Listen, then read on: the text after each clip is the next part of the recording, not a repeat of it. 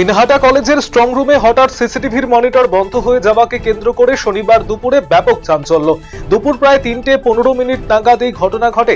Monitor বন্ধ হয়ে যেতেই উপস্থিত প্রার্থীদের প্রতিনিধিদের মধ্যে আতঙ্ক তৈরি হয় এবং সম্ভাব্য গোলযোগের আশঙ্কায় শুরু হয় দৌড়দৌড়ি। অন্যদিকে প্রশাসন বিষয়টি খতিয়ে দেখার আশ্বাস দিয়েছে। নিখোঁজ হবার কয়েকদিন পর উদ্ধার ভোটকর্মী শিক্ষক। ইটাহার ব্লকের পতিরাজপুরে জামাইবাবুর বাড়িতে মিলল হদিশ। গত কয়েকদিন ধরে নিখোঁজ থাকা ইসলামপুরের ভোটের ডিউটিতে যাওয়া শিক্ষক সুফল মুর্মুর অবশেষে হদিশ পাওয়া গেল। পতিরাজপুর অঞ্চলের মহিনগর এলাকায় তার জামাইবাবু শান্তি সোরেনের বাড়ি থেকে তাকে উদ্ধার করা হয়েছে। এই খবর ছড়িয়ে পড়তেই এলাকায় স্বস্তির পরিবেশ।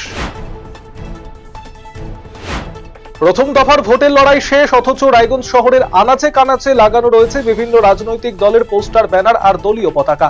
তবে ভোটের দুদিন পার হতেই অন্য ছবি রায়গঞ্জে। শহরকে জঞ্জালমুক্ত করতে এবং বৃষ্টি দূষণ রোধ করতে রাস্তায় নামলেন বিজেপির কর্মীরা। নির্বাচনী উত্তাপ কমতেই নিজের এলাকায় স্বচ্ছতা বজায় রাখতে গুরুদায়িত্ব কাঁধে তুলে নিয়েছেন তারা।